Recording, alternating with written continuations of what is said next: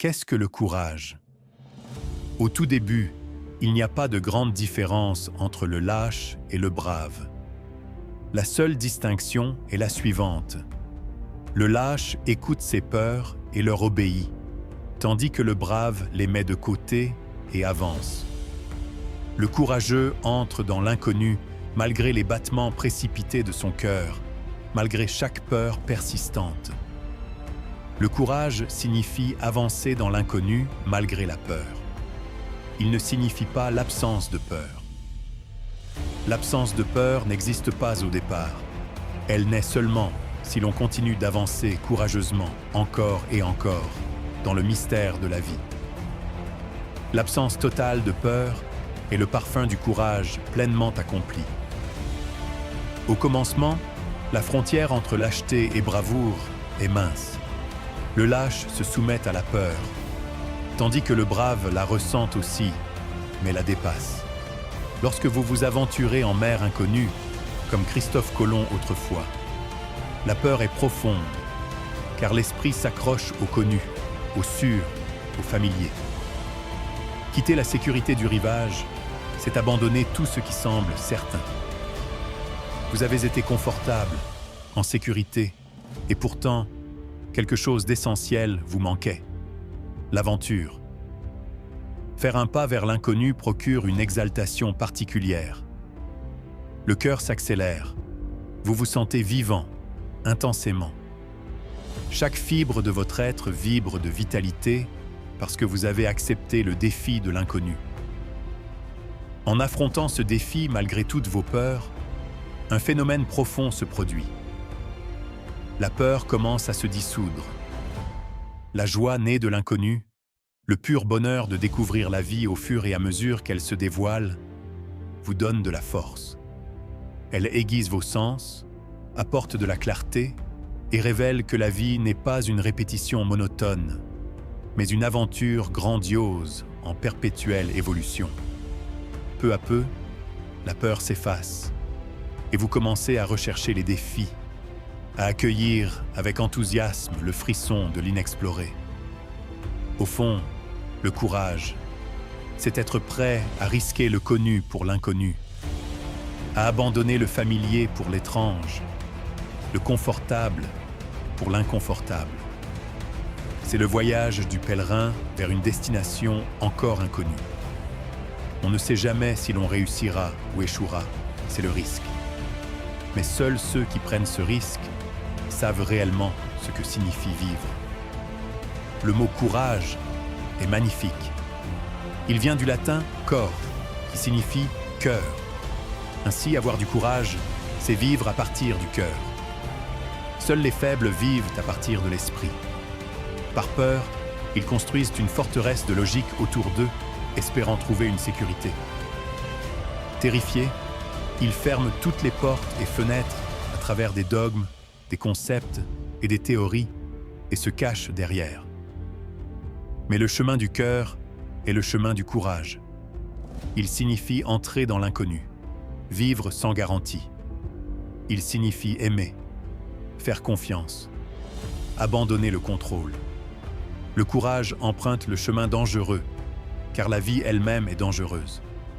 Seul le lâche recherche la sécurité, mais en le faisant, il est déjà mort intérieurement. Vivre pleinement et intensément, c'est avancer dans l'inconnu. Oui, il y a un risque, mais le cœur l'accepte. Le cœur est toujours prêt pour l'aventure, toujours disposé à prendre des risques, car il est un joueur, un poète, un danseur. L'esprit, en revanche, est un marchand.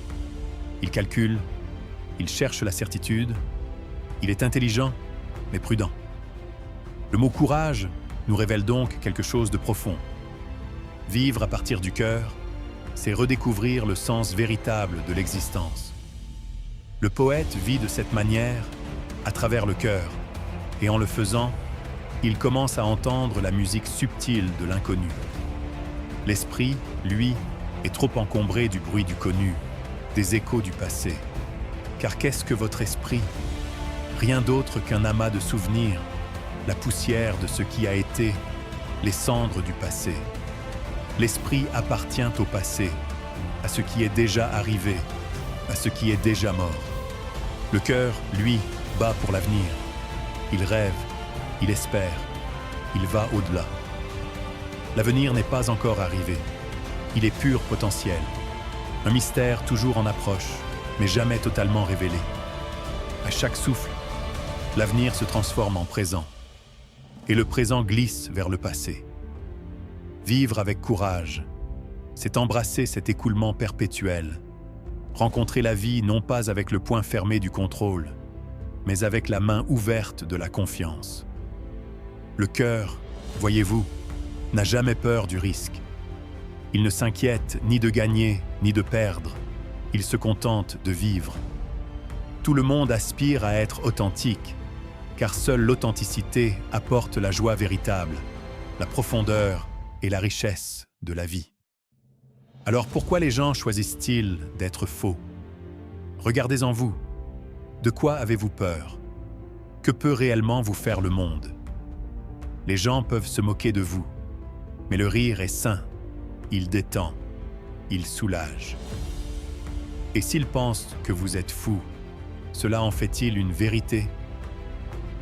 Votre seule responsabilité est envers vous-même. Vivre en accord avec votre propre nature. Résister à cela, trahir votre essence, c'est vous taire. Votre seule responsabilité est envers vous-même. Vivre en accord avec votre propre nature. Résister à cela, trahir votre essence, c'est vous détruire. Même si le monde entier vous respecte, vous loue, vous considère comme noble, quelle nourriture cela apporte-t-il à votre âme? Quelle lumière cela amène-t-il dans votre vie? Des millions de personnes ont marché sur cette terre avant vous, saints, pécheurs, rois, mendiants, et toutes sont parties, oubliées. Certaines ont été louées, d'autres condamnées, mais au final, tout cela n'avait pas d'importance. Il y a une histoire d'un officier du KGB frappant à la porte d'un certain Yil Finkelstein, tard dans la nuit. « Yil Finkelstein vit-il ici ?» Zrenia demande l'officier. « Non, répond Yil. » L'officier fronce les sourcils. « Quel était votre nom alors ?»« Yil Finkelstein. » Furieux, l'officier le frappe au sol. Yil, meurtri mais calme, lève les yeux et dit « Vous appelez ça vivre. Exister et vivre ne sont pas la même chose. Regardez bien votre propre vie. Pouvez-vous vraiment l'appeler une bénédiction? Est-ce un cadeau, une célébration d'être? Aimeriez-vous la revivre encore et encore, sans fin? Ne suivez pas les règles imposées de l'extérieur. Aucune règle ne peut être absolue. Elles sont créées par ceux qui veulent vous contrôler. Même les grands maîtres, Bouddha, Jésus, Krishna, n'ont pas laissé de commandements rigides. Ils ont partagé leur amour, leur présence. Mais après leur mort, leurs disciples ont transformé leurs enseignements en doctrines rigides, cherchant une certitude dans l'obscurité. Soyez vous-même. Respectez votre voix intérieure et sachez que ce chemin ne sera pas toujours droit. Vous ferez des erreurs, mais ces erreurs sont nécessaires. Pour atteindre la bonne porte, il faut en frapper plusieurs mauvaises. La vie ne peut pas être enfermée dans des règles strictes. Elle est fluide, comme une rivière. Ce qui est juste aujourd'hui peut être faux demain. Seule la vérité qui résonne avec le battement vivant de l'existence est réelle. Faites confiance à votre cœur. Il connaît le chemin. Soyez assez courageux pour être vous-même. C'est la seule vérité qui vaille la peine d'être vécue.